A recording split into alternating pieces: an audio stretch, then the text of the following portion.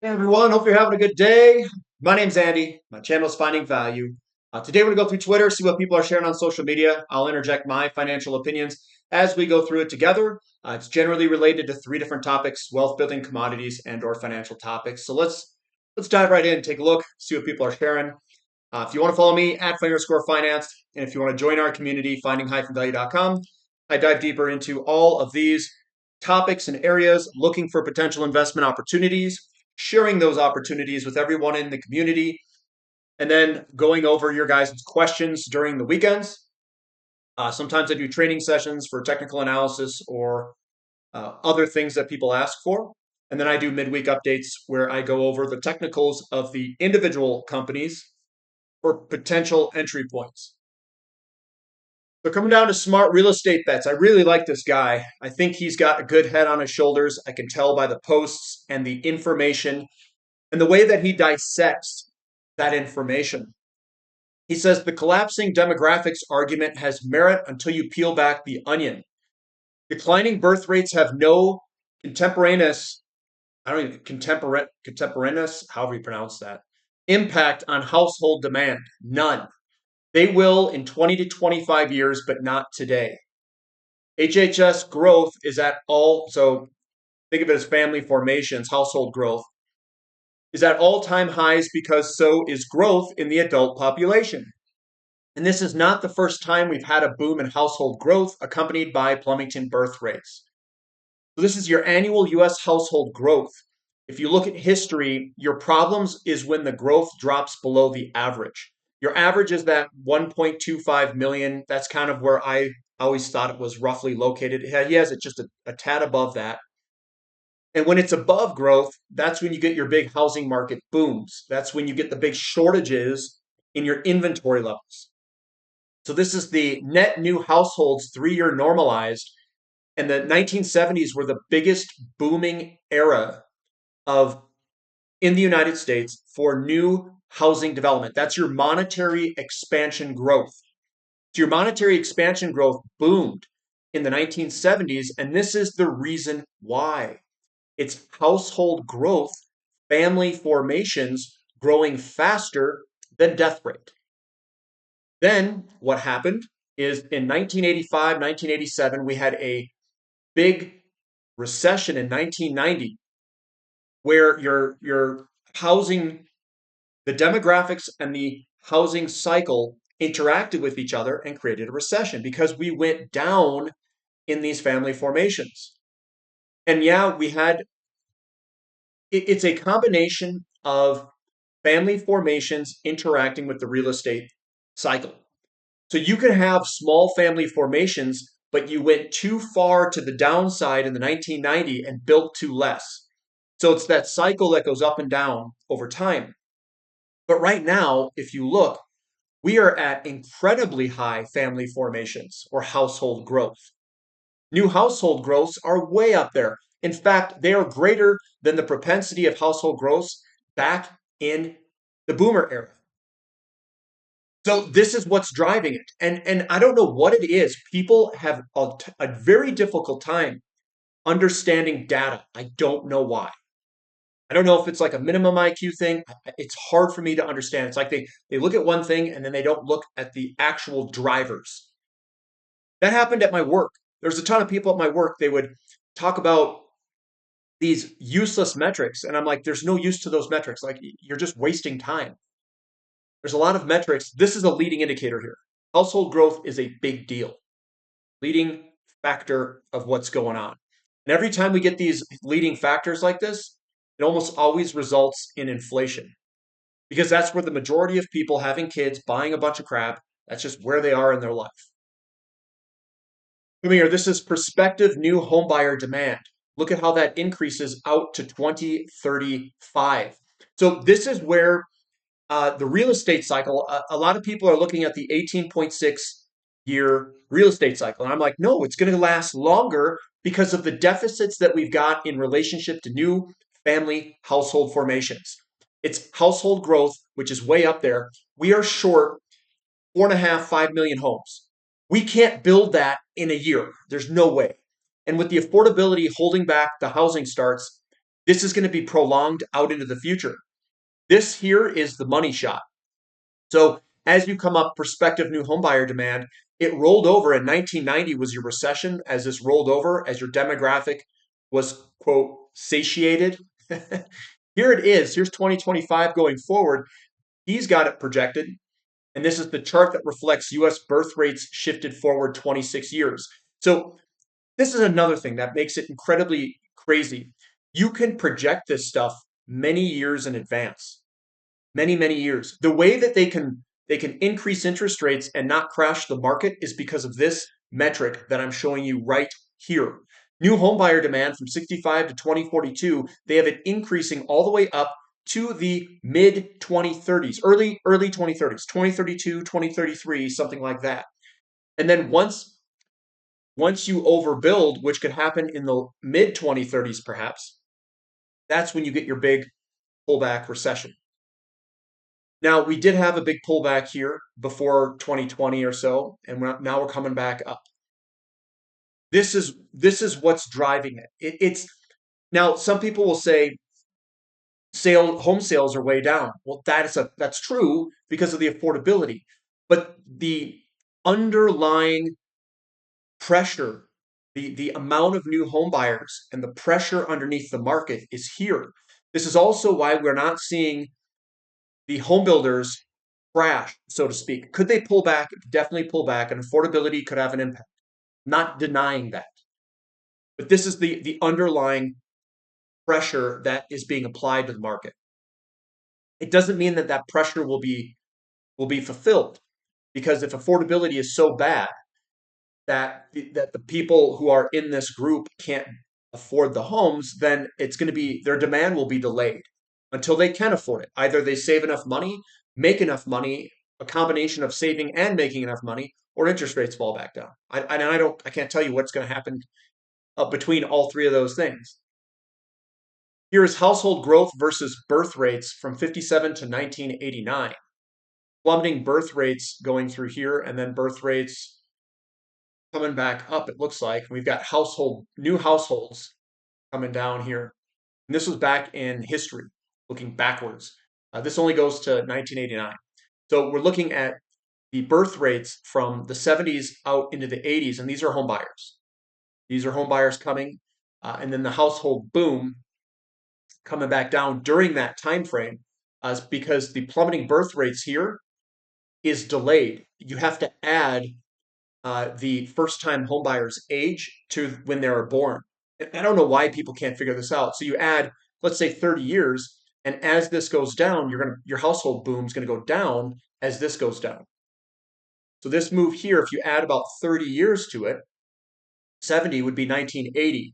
You look at 1980, and there's your drop off in your moves. Well, 70 onward had a drop, and that's that drop here. You just add stuff up. That's it. Not difficult. It really isn't. So coming on back. Ian Caspel says perma bears make money from speaking fees, books, and newsletters, not from being right. And those are the people that a lot of people follow. They follow these perma bears. They don't make any money in the markets, though. You have to be a perma bull almost. Now, I'm not saying to be a perma bull that you should be a bull all the time, but you should be a bull the majority of the time, because bulls get paid, bears do not. You only see small, short pullbacks in the market outside of a few times in history. And then if you buy the undervalued items, that basically takes care of the bear markets if you just keep buying undervalued stuff. Because right now, the only thing that's really undervalued, if you really look out there, is a bunch of commodity companies. They're absolutely ridiculously valued. So I don't know, guys. This is not that hard, I don't think. What makes everything hard is people being patient enough. They just don't have patience. So then they just go chase the shiny object. They chase the thing that's going up, and then they get into a pickle because they're buying overvalued items. And things go up the most towards the ends of the bull markets, and that's when they're the most that's the most overvalued time and the most dangerous they are. So you're jumping into assets at the worst time possible. And what they don't have and what they lack is patience. And that's exactly what I exploit in the markets and what requires me to have patience. I have to buy what's cheap, sit in it, and wait for that money to rotate back over. Investment wisdom says, this is Charlie Munger, the way to win is to work, work, work, work, and hope to have a few insights. You're probably not going to be smart enough to find thousands in a lifetime. When you get a few, you really load up. It's just that simple. So when you get a few insights or when you get a few opportunities, you got to load up when those opportunities present themselves, whether it's a work opportunity or an opportunity in the investment markets where you see something that is just completely mispriced. That occurred in 2020 in oil. That's one of those things that I jumped on, and I jumped on it with pretty good size for what I was worth, and it made a life-changing amount. And now I can use that as a base and continue to grow from these from these opportunities. But when they present themselves, you have to jump on them. You don't sit there and wait and then wait for them to go way up and then try to chase price. You have to jump on them when they are there. They last, they might be down there for some months, 6 months maybe even a year or two. And people just they don't have the patience to wait for those opportunities to develop. That's the biggest problem for most people that I see. It's the patience thing. Uh, they can't take a loss. And what I mean by a loss, I'm talking about like volatility, not like an actual loss. So you buy something, you're not going to be perfect in your entry points. You go down 30%, which is pretty normal. And then they don't buy more. They sell, take the loss, and then they never get back in. The problem is you'll never time something perfect at the bottom. It's just the way it is. You're gonna buy it. You could go down 10, 20, 30, 40, 50%. Um, it could be some market condition that comes up. Let's say the dollar strengthens and you bought an emerging market company. What you thought was at a bottom, which looked like it was at bottoms, and then it goes down 30, 40, 50%. And then you have another opportunity to buy it again, kind of that slingshot cheetah formation. And then they sell and they say, oh, I'm going to take the loss. And then they don't buy back in. And then it rips. And then, of course, it goes up hundreds of percents past your original purchase point. And then nobody wants to buy it because it's like, I had bought in that less than what the price is today. I just can't physically, psychologically do it. And then you never get a position in it, even though from that bottom, it goes up 50x. I mean, it's all a psychology game. All of investing is just psychology. It's psychology on steroids, and it's a game versus yourself. And what I try to do is delineate like what's important, what isn't important. When you go through the data, it's like, well, you can tell something's cheap using ratios. You don't know the timing exactly. You can use technical analysis to help you with your timing, but it's not perfect. And then you can use cycles to get you in the ballpark of when these things start to turn. And you're never going to be perfect on your timing, ever. Doesn't matter who you are. Outside of maybe buying with max fear in the market, where things really pull down and you get lucky and get a bottom, um, it's very difficult to time bottom. So usually you have to do something like dollar cost average in or keep some cost average in during certain locations to hedge yourself against the volatility. But no one's going to be perfect, and knowing that no one's going to be perfect, that there's only one right way to buy it, which is the exact bottom, and knowing that there's an infinite amount of ways to screw it up, that you're going to have to give yourself some leeway.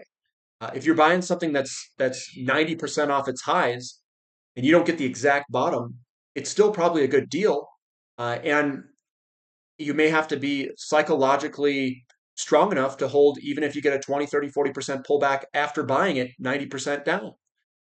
And then it turns, the cycle turns, the technicals are good, and you buy it up. Now, a lot of technical people, they'll wait for the turn, they'll wait for the breakout, they'll wait for all those things, but they'll definitely never buy a bottom. And it depends on when their buy signals occur versus where the bottom actually is. If the bottom is $1 and they buy it at 350 and the stock goes to $20, that's a very big discrepancy in the returns that are possible from buying the bottom versus buying the breakout. And you may have to be more patient. You may have to wait a couple of years. Now, is a couple of years worth a difference of 3 or 4x? In my opinion, it is. Yes, it is. So you have to perhaps weight things differently and acquire skill sets that are different from other people in order to gain way more than the technical people. And what I found is that the returns are so much greater for a technical analysis person. So that's why I became a hybrid investor, because it is impossible just using technicals almost to get a very large return. You have to use fundamentals. You have to use where these tailwinds are coming from household formations and all these other things. So that is what I focus on. I focus on the fundamentals. I try to use the technicals to get as good of a entry point as possible, and I'm aggressive as heck. But I also have to use patience. So Mike Zaccardi says interest rates since 3000 BC, the biggest change of 2020 so far is the bond bear market. So we bottomed in 2030, we bottomed in 2020s, and here we are coming back up. And it looks to me like we're pretty much more towards an average interest rate for the long term. That's kind of what I see. People understand the power of leverage. By acquiring income generating assets first, they create a financial foundation and eventually their liabilities. That is 100% right. So what I did when I was young in my 20s is I tried to acquire as many assets as possible. Those income generating assets, if you get them first, and you can look at them as real estate or dividend paying stocks or whatever, then you can use the income that those generate to lay the foundation that supports your lifestyle, and eventually you can borrow against it and other things. That's 100% right. The problem that most people want is that once they start working, they want to go buy crap. They want to go buy a new car. They want to go show it off. They try to play, the game that I'm cool and I'm wealthy and I'm whatever. And maybe that works for a while. But that's not the quickest way to get away from your job. If you want to get away from your job, you got to buy and acquire income generating assets, and then you snowball them.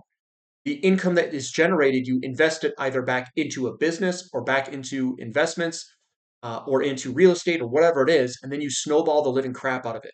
You snowball that crap to get you out of the 9 to 5. Once you can generate enough income that supports your lifestyle, you can drop the 9 to 5 and say, screw that. And then you've got your kind of FU money, so to speak. And then you can start piling even more on if you want. As long as you're saving money versus going into a deficit, that is where you can keep building. So you want to build your assets, you snowball your dividends, and then you get to a point where your dividend income is far greater than your expenses. And then you just snowball the living crap out of it. You just keep going, going, going, going, to pad your income versus your expenses. That's it. That's how you do it. JC Parrott says, are you really betting that this high beta, low volatility ratio is not going to break out of this base? Tech stocks and consumer discretionary equals 2/3 of the high beta index. This is Bitcoin, priced in unit United States dollars, moving up to new all-time high. And this is your high beta versus low volatility, also breaking up to a new 6-month high. Now, somebody showed me a ratio chart of Bitcoin versus basically anything. And Bitcoin was, or was outperforming most everything. Here's my problem. I don't know what I don't like Bitcoin. So even though it could outperform over time, I don't trust it. I don't fully understand what it is. Like when I look at the design of it, I think it's garbage and I don't think it will be around forever. So because of the way I don't like its inability to transact, its time, its processing fees, all that stuff. That's why I don't touch it. So even though you guys show me, you can show me whatever you want on a ratio chart with Bitcoin, it's not that it's outperforming. I don't use the ratio to be like, oh my God, it's outperforming everything. I don't think that Bitcoin's the answer. I don't think it's a good investment. That's why. Even though it's outperformed everything, I don't trust it. I don't like it. It's not needed. There's no use case. On and on and on and on. And that's fine that you guys can be in it. You can have a differing opinion of me, but I don't trust Bitcoin. That's the problem. It doesn't matter what the ratio will tell me. It won't matter. I don't like it. I think the design is poor, and I think it will eventually go to zero and go away. That's what I think. But so if I think that, then there's nothing that you can tell me or show me that's going to convince me otherwise, unless I don't think there's anything that convince me that can convince me otherwise. Investment wisdom, Charlie Munger says the world is full of foolish gamblers, and they will not do as well as the patient investor. Foolish gamblers just means that they're just chasing crap. They're gambling. They're not buying stuff based off value. If you buy stuff based off value and become a patient investor, that's where you get repeatable results. Foolish gamblers get lucky. They don't have repeatable results. So they make a bunch of money and they also lose a bunch of money because they're gambling. If you're a patient investor and you buy things that are undervalued and you do that over and over, you have a repeatable process to make money and acquire assets, and you can repeat it over time and make more and more money without blowing up. Foolish gamblers are running into Bitcoin. There's no value on that. And I think that the design is crap. That's foolish gambling. A patient investor is buying things that are undervalued. Let's say you're buying assets that industry absolutely needs, and you're buying it under the cost curve. You're buying it underneath the intrinsic value that historically has been attributed to whatever that asset is. That is what I do. I don't run around trying to get the most returns in the shortest period of time, taking on absorbing amounts of risk, because that's how you get blown up. And to sustain in this game over long periods of time and to make absorbent amounts of money, you have a strategy that doesn't blow you up. Foolish gamblers get blown up. It says, imagine being dumb enough to believe this. It says, boom, Trump just said he could do no tax on anything. If the tariffs work, which he thinks they will, it's happening. Yeah. But here's the thing. The US imports 3.2 trillion of goods. US fiscal spending is 6.75 trillion. How do you tax 3.2 trillion to cover 6.75 trillion? Can't. That's the problem. He's lying. He's lying nonstop about all this crap. It says United States are China, Mexico, Canada, Japan, and Germany. In 2022, the U.S. imported 3.2 trillion in goods from around the world. So how do you tax or put a 25% tax and pay for 6.75 trillion of fiscal spending? Yeah, doesn't add up, does it? JC Parrots, the problem with your historic correlation analysis is that it includes every market environment except the one we are in. And the one we are in is the only one that actually matters. So this deals with cycles, and I know a lot of people are looking at yield curves. They're looking at previous market busts and all sorts of stuff. And JC's 100% right, and that's where I've been. The market conditions are really difficult to figure out right now. And that's what he's talking about. He's saying the problem with your historic correlation analysis is that it includes every market environment except the one we're in. And the one we're in is the one that actually matters, which I completely agree with. It's totally true. And that's where I'm kind of like, I think the slowdown is behind us, but they're changing the metrics, they're changing the way they measure things, they're changing all sorts of stuff right as we go. So it's really difficult to say to know exactly where we're at during some of these cycles. But the big driver of the cycle is that household growth, which was above in the first section that I talked about. That's the big driver. And if we're in the middle of household formations and buying homes and all that stuff and spending, then I think we're going to have inflation for a while. That's what I think. Generally, the greater the stigma or revulsion, the better the bargain. Howard Marks says the safest and most potentially profitable thing is to buy something when no one likes it. I call it ninja buying. Ninja buying is we are going in there as a ninja, no one sees you, and you just buy a bunch of crap that nobody wants. Nobody cares about. That's where all the money's made.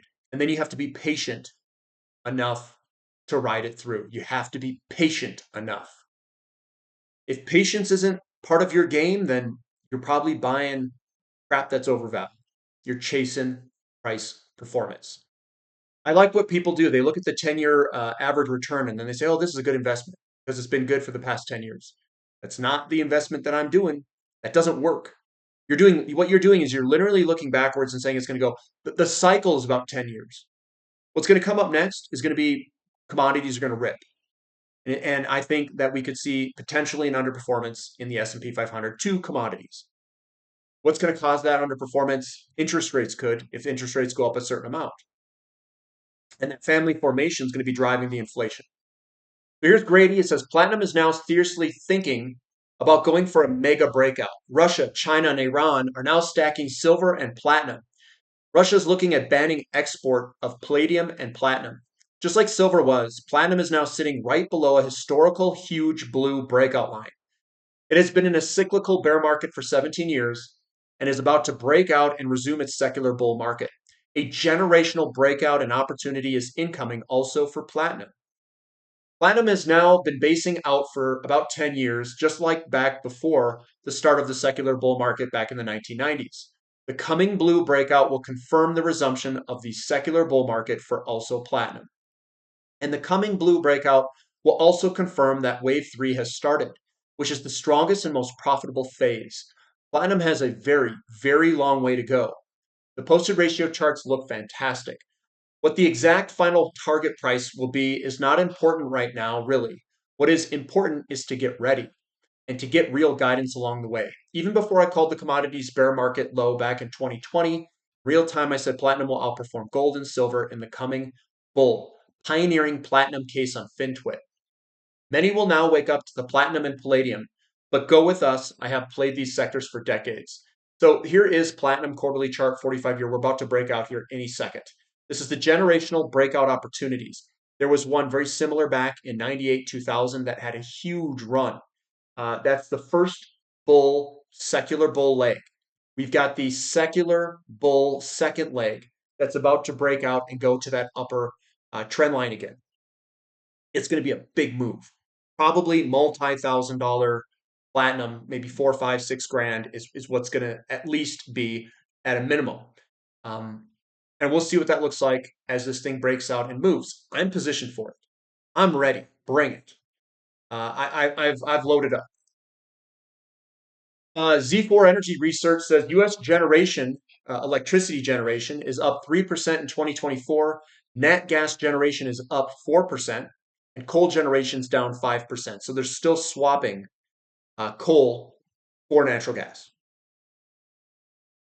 Gary Savage, I like this one. He says there has to be a catalyst for the economy to go into a recession. Most of the time, other than self-inflicted like 2020, that catalyst is a surge in inflation when the price of oil spikes 100% or more in a year or less. This is a massive shock to the middle class who clamp down on discretionary spending, sending the economy into a downward spiral with a wave of layoffs and profits collapse. I don't see a catalyst for recession right now, so I expect everyone that's been calling for a recession for the last 2 years will continue to be wrong. Another thing that drives recessions is the decline in household growth and the unemployment from the real estate market. We don't see U.S. construction employment rolling over yet. So I don't think the recession is necessarily here at this time. Warren Buffett says, in the end, what counts is buying a good business at a decent price and then forgetting about it for a very long, long, long time. Some people can do it and some people can't. There it is. That simple. That's kind of what I'm doing. I purchased a lot of oil companies and uranium companies at the bottom of 2020. That's where I focused my energy and money. Why did I put it there? Because I think that they were cheap. The ratios were incredibly cheap for oil companies. Everything lined up in terms of equity to oil ratio, oil to gold, all that stuff. And I bought a whole bunch. And now I'm sitting in it for a very, very long time. And I'm not going to do anything with it. And for some people, it's like, well, why don't you take profits? Why don't you do this? It's like, well, could, but why not just collect all the dividends I'm getting and reinvest that somewhere else if I want to diversify, which I'm doing. I'm taking these huge dividends from my oil portfolio and moving them across a whole bunch of things that are down right now. And right now, what's down is gold and silver mining companies. Nobody likes them. Nobody likes them. David says, can't Can't these Green New Deal do a simple energy return on energy invested evaluation, sharpen your pencils, and objectively look if this is aligned with the values of the green wave? So, interestingly, Bitcoin mining is described as containers next to shale gas wells. However, Rio, however you pronounce it, has a 400 million megawatt facility tied directly into the grid in Texas. So check this out, guys. How much energy would supply various units based on Riot's one Bitcoin, 1,117 megawatt hour energy? So in order to mine one Bitcoin, that would power 103 homes annually. It's 220 steel tons worth of energy. It is 225 electric vehicle cars annually. It is 350 gold ounces, and it is 53,000 silver ounces to mine in terms of energy worth one Bitcoin. What a waste of power. The best thing that humans can do is get rid of it. Bitcoin is just a power hungry waste of energy. We can easily do exactly what Bitcoin does with far less energy. And everything that we do, everything we do in life, right? Every single company is trying to reduce mineral intensity, energy intensity to create a usable product to the end user. Bitcoin's like the exact opposite. It's going in the exact opposite direction. All these halvings are causing us to use more and more energy per Bitcoin. Now, some people are going to say, well, that's energy that's sunk in to get Bitcoin. No, it's sunk in to solve mathematical equations for nothing. It's just made up human crap, guys. It's not like you're getting something of value. It's just garbage. It's not sunk energy. That once that energy's in there, it's gone. Now you could say, oh well, that's what happens with silver. No, we use silver in everything. Silver is there's uses, there's intrinsic value, there is something there that we can use out of it. Bitcoin, I'm sorry, I failed to see that. Katusa says step by step gold moves indicating something bigger. So we had a consolidation breakout, and it is ripping. Last breakout from 2019, it ran about 50% in 14 months. Right now, we've run 32%, and we are still moving higher for gold. JC Parrott says 1 million new cryptocurrencies are created every week. Lots of laughs. Brian says we need to rethink our listing process at Coinbase given there are 1 million tokens a week being created now and growing. High quality problem to have, but evaluating each one by one is no longer feasible, and regulators need to understand that applying for approval for each one is totally infeasible at this point as well. They can't do 1 million a week. It needs to move from an allow allow list to a block list and utilize customer reviews, automated scans of on-chain data, etc., to help customers sift through that, and we will continue integrating native DEX support more deeply. Customers shouldn't need to know or care whether the trade is happening on a DEX or CX. But that's 1 million new cryptocurrencies created each week. Tons of value there, guys. Investors always get told different narratives to believe that these valuation disparities will grow to the sky. The reality is that at some point, growth isn't enough to justify the price. A major rotation from US equities to global stocks is likely ahead of us, in my view. While DeepSeek could indeed be the final catalyst, the foundation for a global rebalancing was already established well before its arrival. So this is your price to book. US is way up there at 4 point something. The other rest of the world is more around 1.72. When you get below a price to book of 1, you are incredibly cheap. Now, there are reasons potentially why you're priced very cheaply, and sometimes it's just in the sector that you're in and it's out of favor. That's where you want to take advantage. You want to buy something that's undervalued, you want to buy it's cheap, and avoid the stuff that's overvalued, like these bubbles here that we're in. I would be avoiding the S&P 500 at this price. That's what I would do myself. And I think it will rotate into other areas. So it says U.S. stocks destroying global equities by the largest margin in 75 years. Look at the move here. What I think has occurred is people are selling bonds, that bond money is going into the U.S. stock market because the U.S. dollar has been strong. So they're getting the currency exchange rate and they're getting the returns of the company. I think when the dollar falls, that this is going to undo itself. And that money is going to rotate into other sectors, commodities, precious metals, and emerging markets when the dollar weakens, whenever that does break out to the downside. And that's what I think will occur. John, oh, I already went over that one last time. So we're going to end it there, guys. Give me a thumb up for the content, subscribe to the channel, subscribe to the website. That's what I've got for today. And we'll catch you next time. This is Finding Value.